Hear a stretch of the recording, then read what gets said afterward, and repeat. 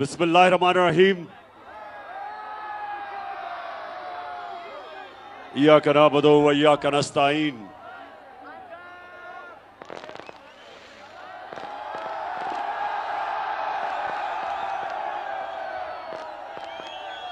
Hello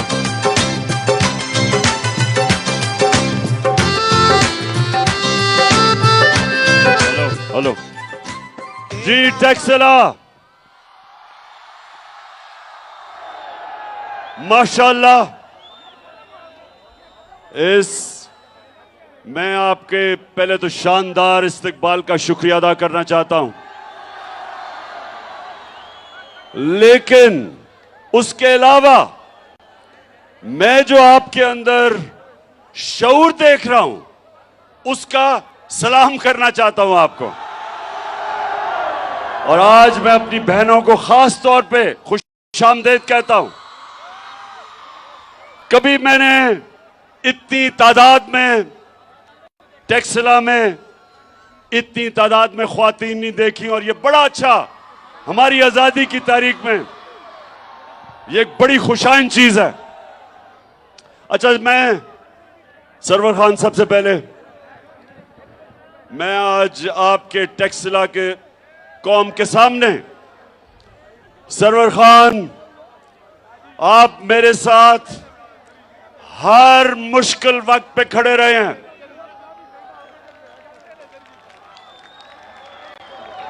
धरने में आप खड़े रहे, और जब लोगों के ज़मीर का सौदा हो रहा था, लोटे बनाए जा रहे थे,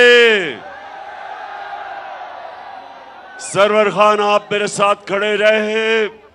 और मैं आज आपके हलके के अंदर सबको बताना चाहता हूं कि इस तरह के इस मुल्क को सियासतदान चाहिए जिनके ज़मीर की कोई कीमत नहीं होती। अच्छा टेक्सला, मैं सबसे पहले तो मैं जरा आज इस अमरीकी इंपोर्टेड उनके गुलामों की हुकूमत को एक मैसेज पहुंचाना चाहता हूं। ये दूसरी दफा मेरे घर पुलिस भेजी है, बल्कि तीसरी दफा।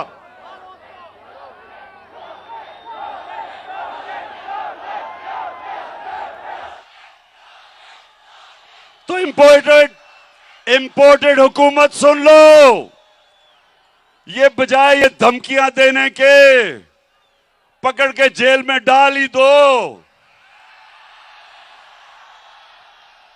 और मैं ये आज आपको अपनी सारी कौम को गवाह बना के इस इंपोर्टेड हुकूमत को एक पैगाम देना चाहता हूं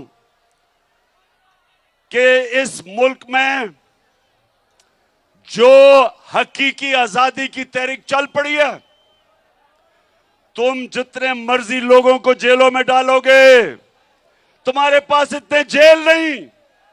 कौम तैयार है, मैं भी तैयार हूं जेलों के लिए, मेरी कौम भी तैयार है। ना हमें तुम्हारे जेलों से कोई खौफ है, ना तुम्हारी नामालूम टेलीफोन की धमकियों से कोई खौफ है, और ना ये जो हर दूसरे दिन हमें डराने की कोशिश की जाती है। सब सुन लो, पाकिस्तानी कौम ने खौफ का बुत तोड़ दिया है। ला इलाहा इल्लल्लाह मेरी कौम के दिलों में चला गया। जिसके दिल में ला इलाहा इल्लल्लाह चला जाए, जिसका ईमान ला इलाहा इल्लल्लाह पे खड़ा हो जाए, वो किसी के सामने सिवाय अल्लाह के झुकता नहीं है। तो ये कौम आज तैयार है, मेरी कौम तैयार है। पहले बताओ टेक्सला तैयार हो?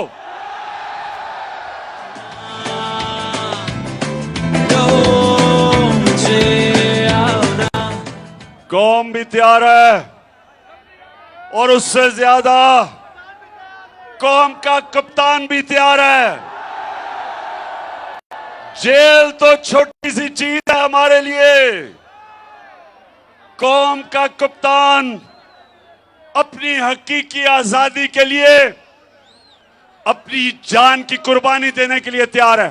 फिर से तू अड़ जा, फिर से तू डट जा, फिर से अब वो बल्ला घूम। अच्छा, अब जरा टेक्सला बाशऊर लोग हो, आप जरा गौर से मेरी बात सुने।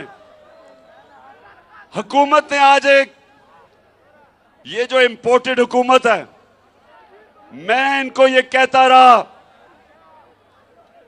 कि ये अमेरिकी साजिश के तहत आए और मैंने 28 मार्च को एक मुरासला दिखाया सारी कौम को, जिसके अंदर साजिश वाज़ेह थी। कि साजिश क्या थी कि अमेरिकी अंडर सेक्रेटरी ऑफ स्टेट ने हुक्म दिया पाकिस्तानी एम्बेसडर को कि इमरान खान को हटाया जाए अदम एतमाद में, और उसके बाद उसने ये भी कहा कि अगर इमरान खान को हटा दिया अपने अदम एतमाद में और अगर तुम चेरी ब्लॉसम को ले आए तो माफ कर दिया जाएगा पाकिस्तान को। अब डीजल पे बाद में आता हूं डीजल पे। सुने जरा, डीजल पे बाद में आता हूं। तो उस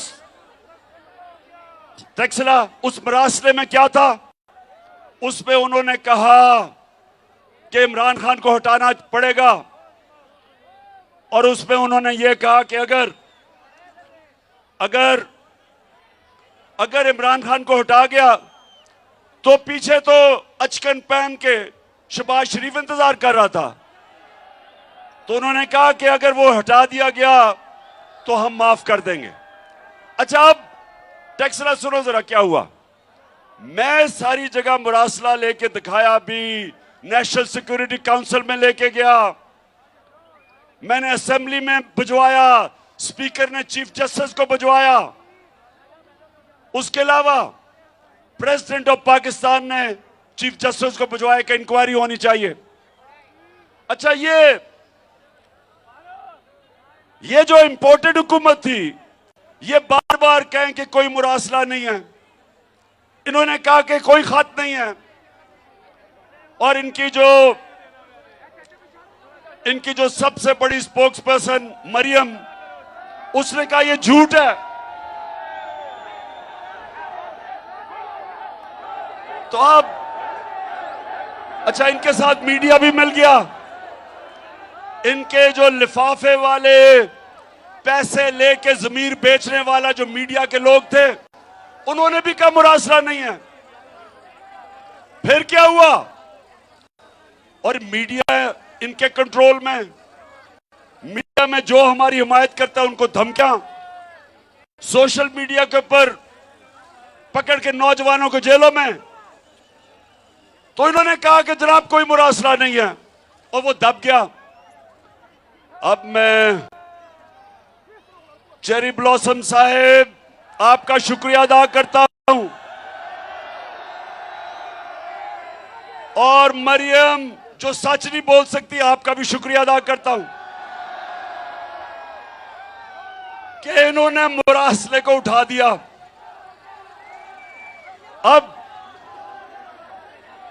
मुरासले साइफर को इन्होंने उठा दिया, और शुक्र कि सारी कौम को अब सबके सामने आ गया कि वो वाकई जो मैं कह रहा था वो सच है। अब नहीं, नया ड्रामा हो रहा है। मेरी बात सुनो, नया ड्रामा क्या है कि वो जी साइफर गुम गया है।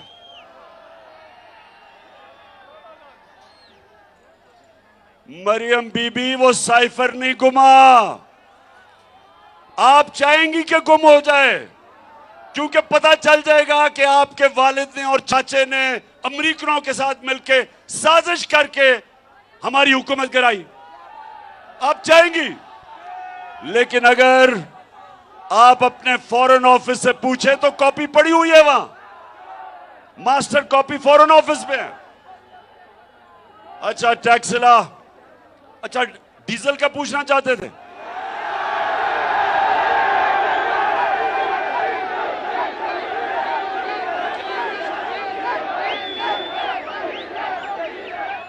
डीजल का अब ये हुआ क्या है?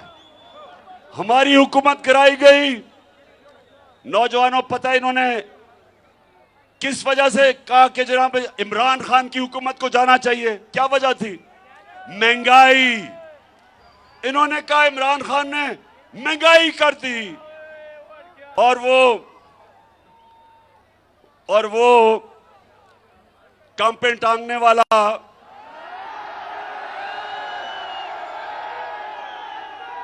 उसने महंगाई मार्च कर दी।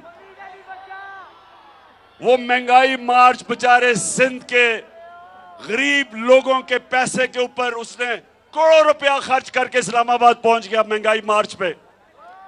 लेकिन लोगों को सिर्फ याद आया, एक नया लफ्ज उसने निकाला, कांपे टांग रही है। तो इन्होंने महंगाई, कि जी महंगाई कर दी इमरान खान ने। तो अब टैक्सला 5 महीने के अंदर इस मुल्क में 50 साल के बाद सबसे ज्यादा महंगाई हुई है। जिन जिन के घरों में बिजली के बिल आए हैं, बिजली दुगनी से भी बढ़ गई है। गैस सर्दियों में 250% बढ़ने वाली है। आटा जो 55 किलो का 55 रुपए का 1 किलो था, 55 रुपए किलो आटा हमारे दौर में आज 100 रुपए से ऊपर निकल गया। हमारे जमाने में आलमी मंडी में तेल हमारे जमाने में $100 से $115 पे था, और हमारे जमाने में पेट्रोल की कीमत 150 रुपए लीटर थी, और फजलुर रहमान की कीमत 145 रुपए लीटर थी।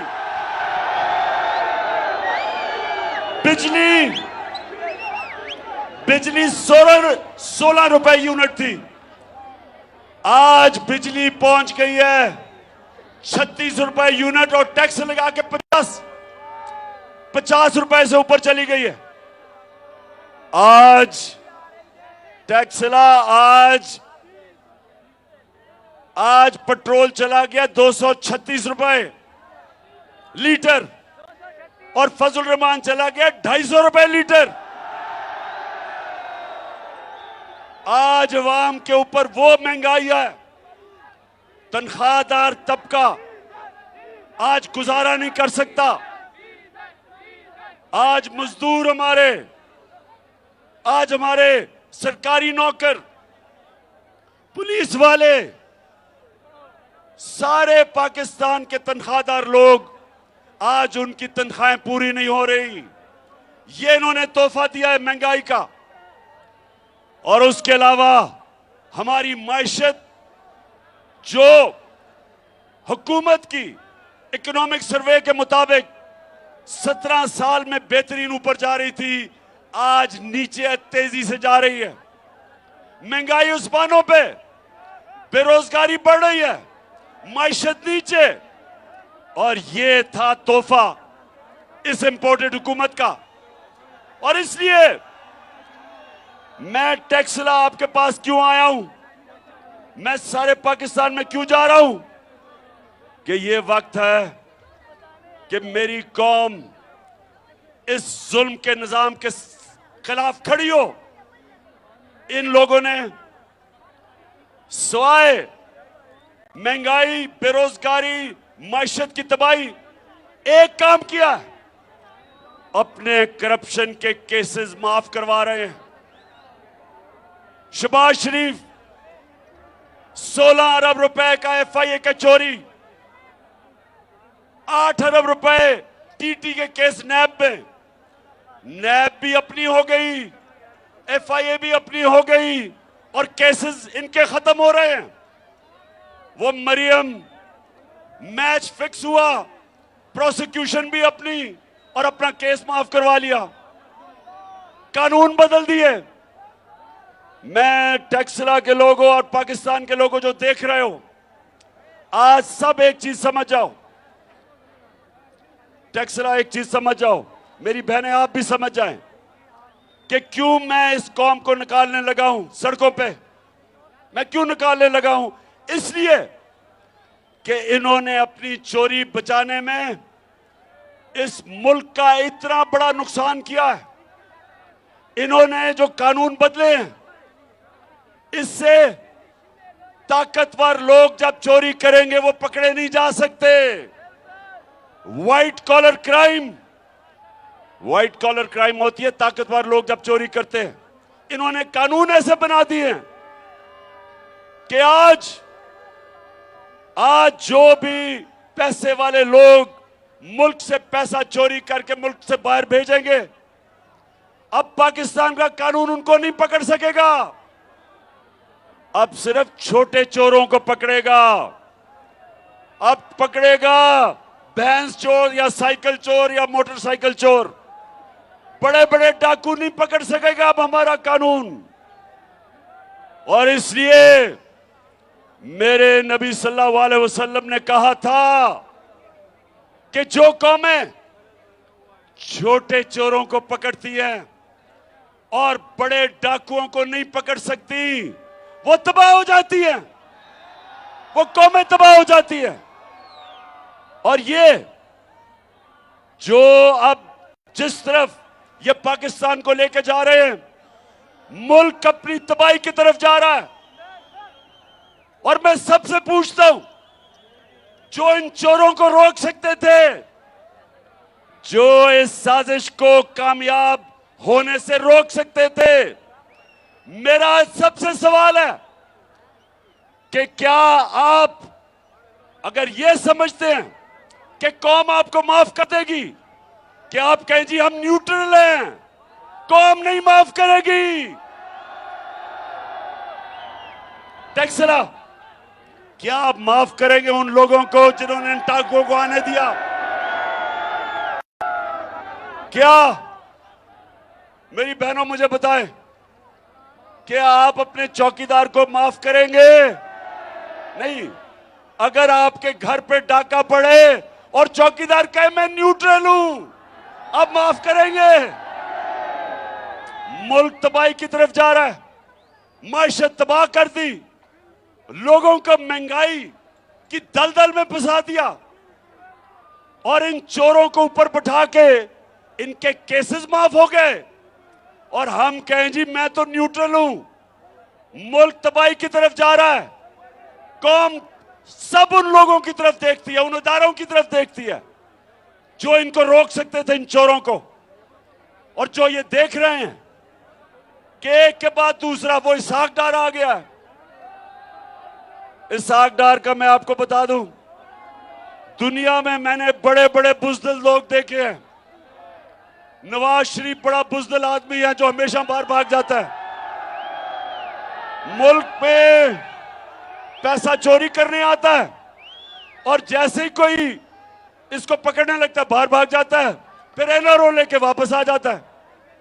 लेकिन अगर नवाज शरीफ से भी मैंने कोई बुज़दिल आदमी देखा है, उसका नाम है इसहाक डार। जो वो बिलावल कहते हैं ना, कांपे टांगती हैं, वो डार की कांपे टांगती है। और मैं मान ही नहीं सकता, मैं सारी कौम के सामने कह रहा हूं कि जब तक इससे डील नहीं हुई और इसको ताकतवर हलकों ने इसको NRO की डील नहीं दी, उन्होंने इसको दिलासा नहीं दिया कि फिक्र ना करो तुम्हें नहीं पकड़ा जाएगा, तब तक वो गीदड़ कभी नहीं आ सकता था पाकिस्तान। तो मैं आज फिर कहता हूं कि ये मेरे नबी सल्लल्लाहु अलैहि वसल्लम ने एक कौम की तबाही का रास्ता बता दिया था आज से 1500 साल पहले, कि जो कौमें बड़े बड़े डाकुओं को नहीं पकड़ सकती और सिर्फ छोटे चोरों को पकड़ती है, वो मर जाती हैं। कौमें तबाह हो जाती हैं। ये है हमारी तबाही का रास्ता कि चुन चुन के ये डाकू अरबों रुपए की चोरी इन्होंने किया। इन्होंने जो एनआरओ लिया है, टैक्सला जो इन्होंने एनआरओ लिया है यानी चोरी माफ करवाई है, वो इस कौम का कितना पैसा था? 1100 अरब रुपया। 1100 अरब रुपया इस कौम का माफ करवाया। और अगर इसके ऊपर मेरी कौम मेरे साथ नहीं निकलेगी तो कौम का कोई मुस्तकबिल नहीं है। आप नौजवानों, आपका कोई मुस्तकबिल नहीं है इन चोरों के नीचे। जिस कौम में इस तरह के लोग ऊपर बैठ जाएं, उस कौम का कोई मुस्तकबिल नहीं है। जब मुशर्रफ ने पहले एनआरओ दिया 2007 में, जब इन दोनों करप्ट जरदारी और नवाज शरीफ को एनआरओ दिया, आप जानते हैं इस कौम के ऊपर क्या गुजरी? इन्होंने 2008 से और 18 तक 4 गुना पाकिस्तान के कर्जे बढ़ाए। इन्होंने जो मुल्क को लूटा, 4 गुना ज्यादा इस मुल्क का कर्जा बढ़ा। 6000 अरब से 30,000 अरब पे हमारा कर्जा चला गया। जो करप्शन के केसेस इनके 10 साल में थे, अब इनको फिर एनआरओ मिल गया। अब ये फिर आके तैयारी कर रहे हैं लूटने के लिए। मरियम क्या कहती शहबाज शरीफ को कि अंकल मेरे दामाद का 60-70 करोड़ रुपया जो ग्रिड स्टेशन उसकी हाउसिंग सोसाइटी में बना था, वो उससे माफ करके कौम के टैक्स के पैसे से वो पैसा दिलवाओ। यानी शर्म नहीं आई कि पहले चोरी बच गई, फिर से चोरी शुरू कर दी है। और फिर कहती अंकल, शहबाज शरीफ को अंकल ही कहती है कि अंकल वो हिंदुस्तान से मेरा जो दामाद है वो मशीनरी इंपोर्ट कर रहा है, तो उसको किसी तरह मशीनरी को आने दो। यानी कि हमने कश्मीर की वजह से जो इन्होंने कश्मीरियों का जो हक था, जो उनका स्पेशल स्टेटस था, 5 अगस्त 2019 को जो नरेंद्र मोदी ने उनका स्टेटस लिया, इसलिए हमने उनसे ताल्लुकात तोड़े।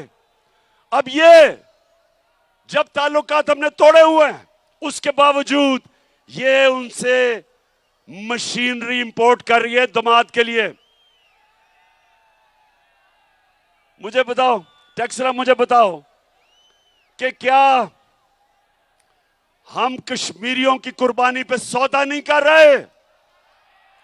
वो बेचारे जो 30 साल से कुर्बानियां दे रहे हैं, 1 लाख कश्मीरी शहीद हो चुका है, और ये अपने पैसे बनाने के लिए जो हम प्रेशर है कि ताल्लुका तब बहाल करेंगे जब आप कश्मीरियों को स्टेटहुड वापस करो।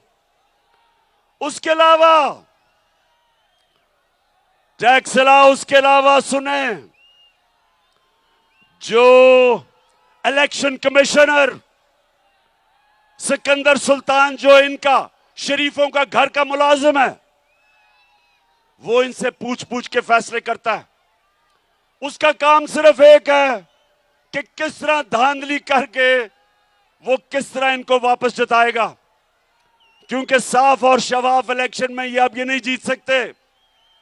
आपको पता पंजाब के बाय इलेक्शन में 17 जुलाई को इनका सफाया कर दिया था। तो इसलिए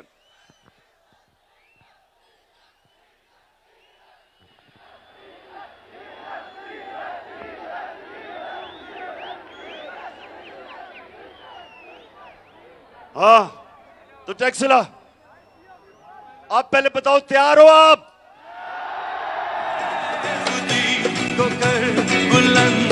इतना कि हर तकदीर से पहले खुदा बंदे से ये पूछे, बता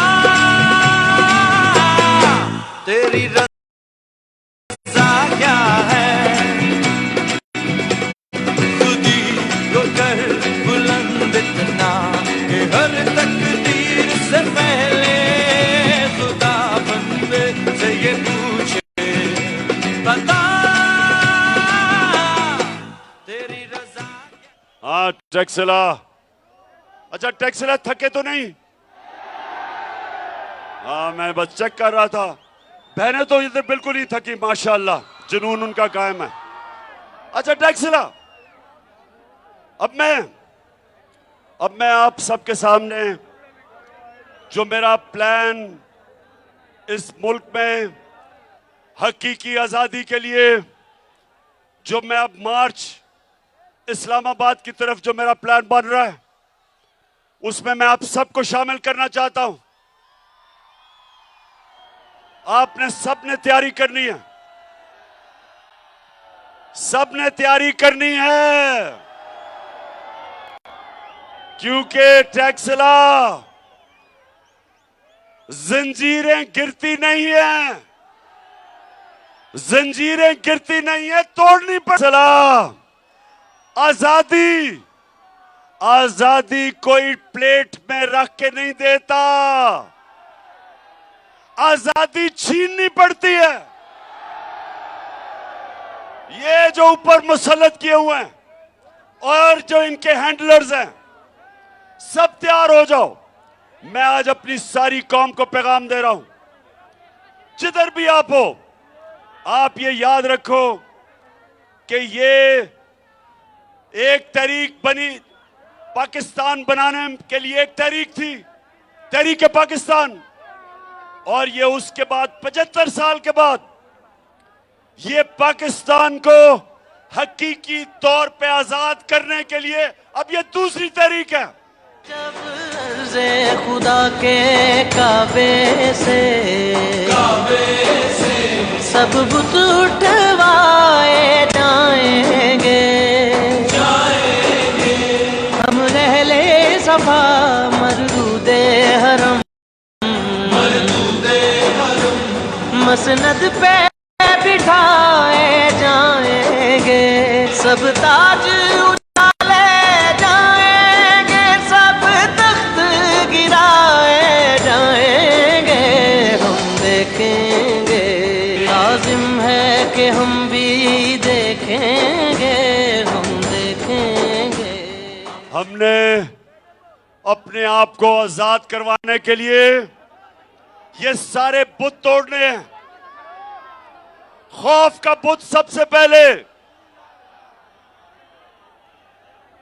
और ये जो चोर हमारे पर मुसल्लत किए हैं, इनसे अपने आप को आजाद करने के लिए, हमेशा के लिए, ये हमारा दूसरी मिशन है।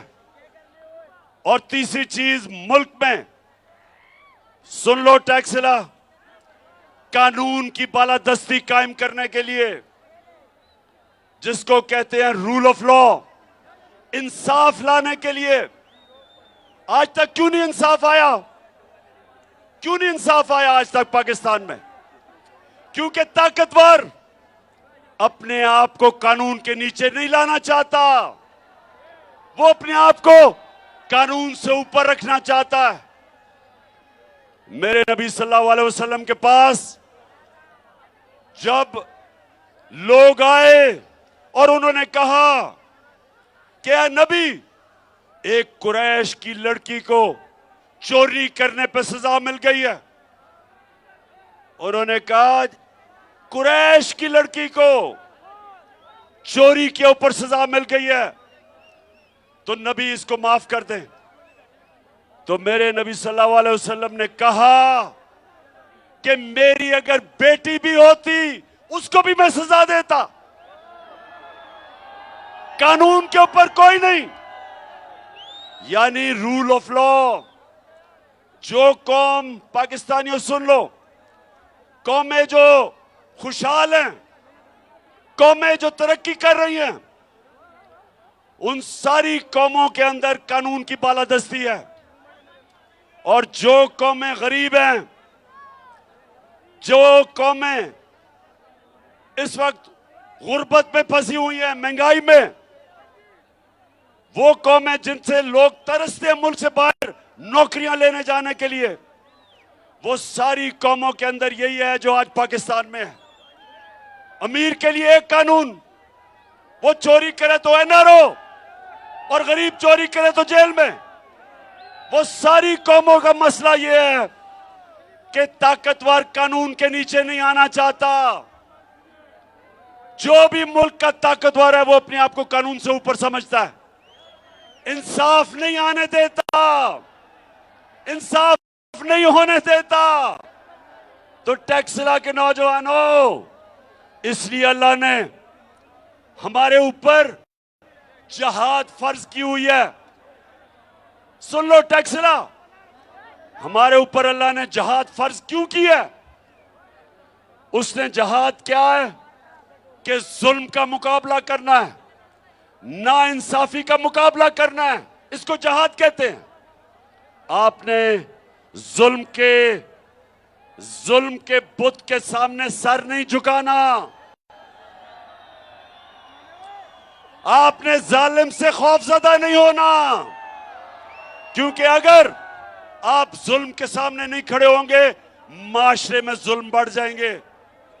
जब आप जालिम का मुकाबला करते हैं, आप अपने ऊपर से आपको जुल्म से आजाद कर देते हैं।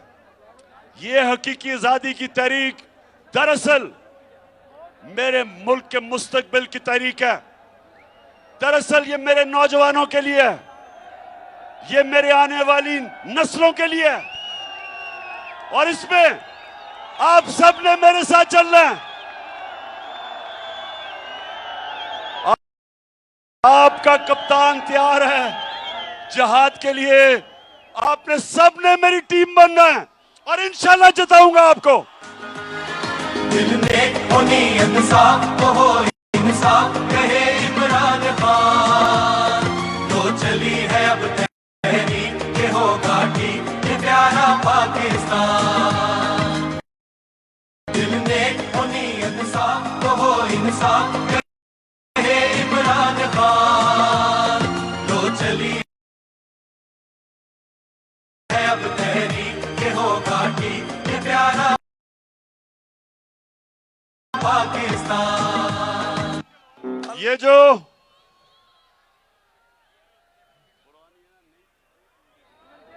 अच्छा टैक्सला, मैं सिर्फ आपको बताना चाहता हूं, मैं सिर्फ अब आपको वीडियो दिखाना चाहता हूं कि कितना बड़ा जुल्म हुआ है मुल्क से। अभी देखना, और ये क्या है, ये वीडियो क्या है? क्योंकि अभी उन्होंने मरियम को बरी कर दिया कि जी उसने कोई बेचारी बेकसूर है। अब जरा ये वीडियो देखें, और मैं इसमें आपको सिर्फ ये बताना चाहता हूं कि कैसे जालिम के लिए एक कानून, ताकतवर के लिए एक कानून, और बेचारे गरीब लोगों के लिए दूसरा कानून। ये जरा दिखाएं।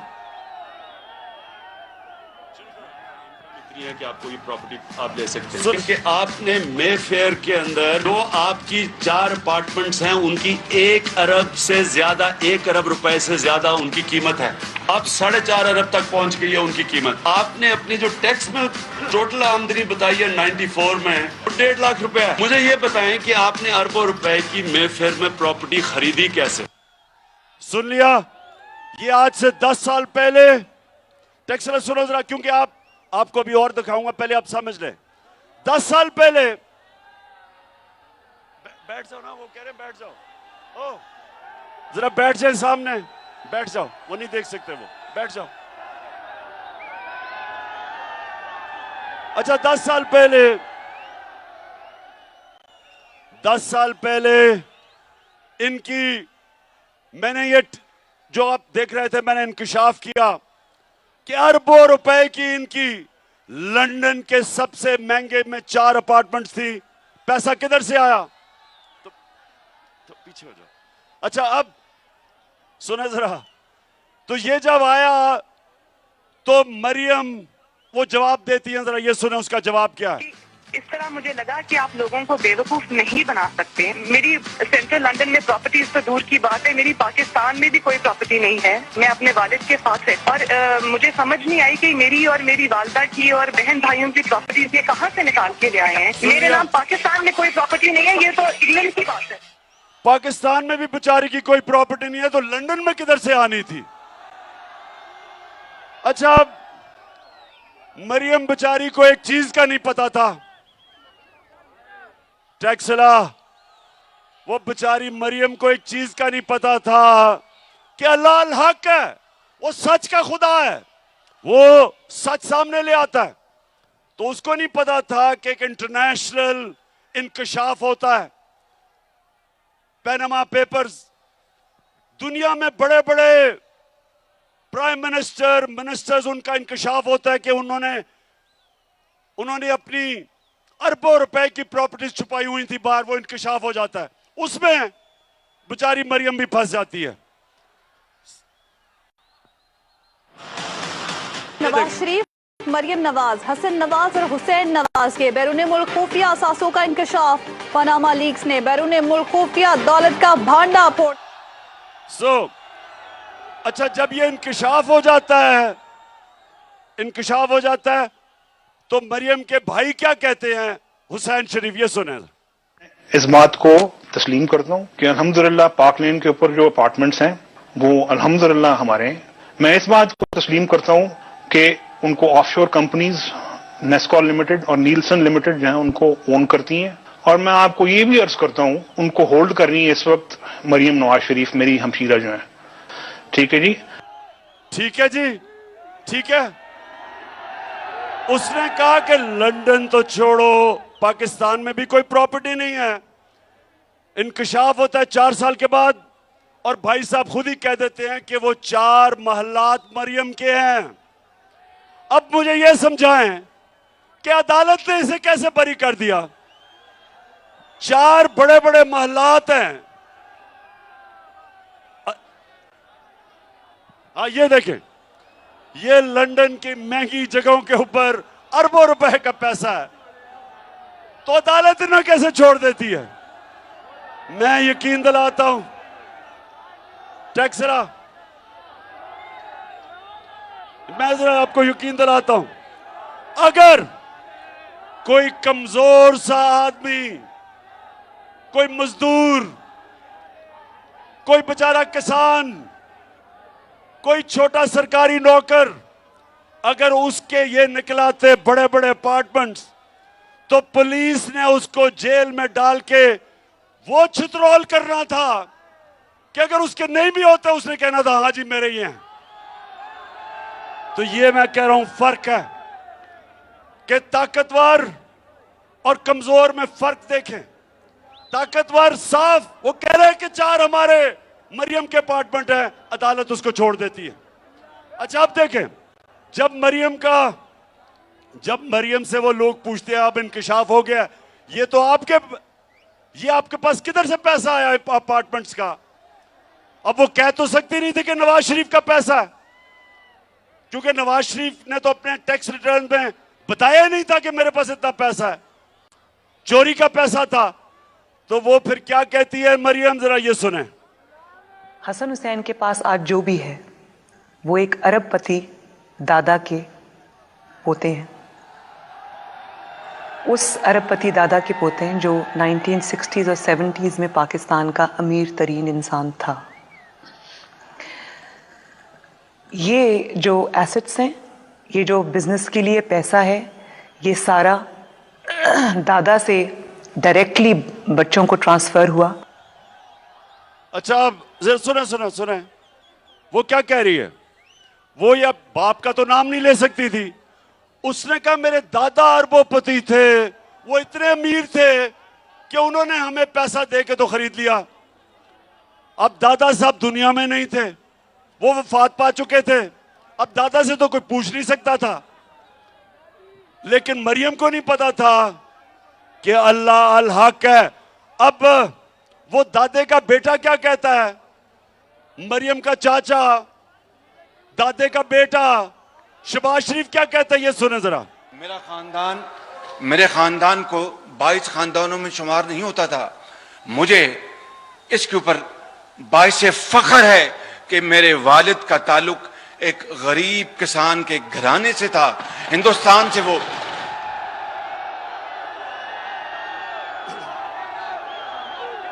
अच्छा, अब टैक्सला, मैं जो आपको समझा रहा हूं आपको समझ आ गई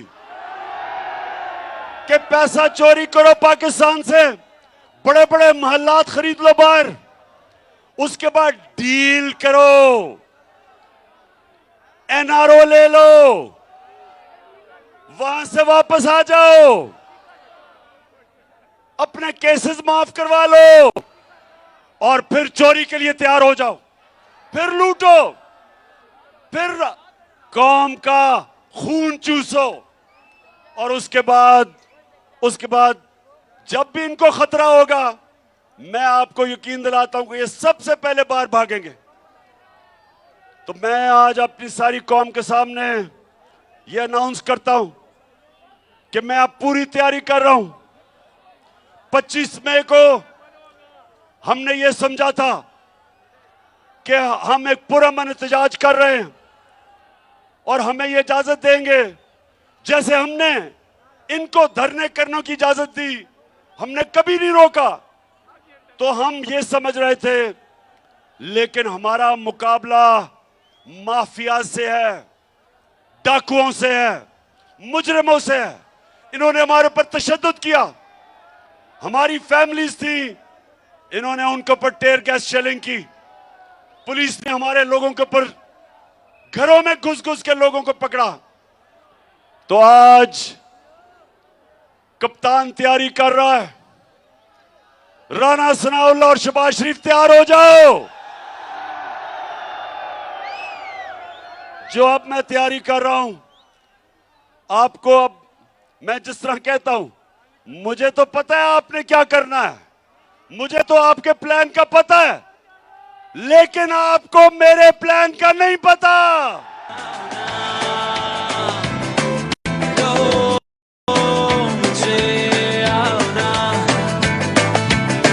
लड़ो मुझे, मेरे दिल में देखो आग, मुझको दिखता अपना ख्वाब, तुमको लगता हूं मैं क्या। हाँ टैक्सला, जो अब तैयारी हो रही है, इंशाल्लाह मैं आपके सामने पेशन गोई कर रहा हूं। पहले ये जो मैं तैयारी कर रहा हूं, मैंने सारी, अब इनकी सारी जो प्लानिंग है उसके मुताबिक तैयारी कर रहा हूं। वो अभी मैं आपको नहीं बताऊंगा, मैं पहले अपनी तैयारी कर रहा हूं और फिर एकदम कॉल दूंगा। आप सब ने तैयार होना है, सब ने तैयार होना है, और इंशाअल्लाह अपने मुल्क को हम हकीकी तौर पे आजाद करेंगे। और तब जब कानून की बालादस्ती कायम होगी, जब कानून की हुक्मरानी होगी, जब अदल और इंसाफ होगा,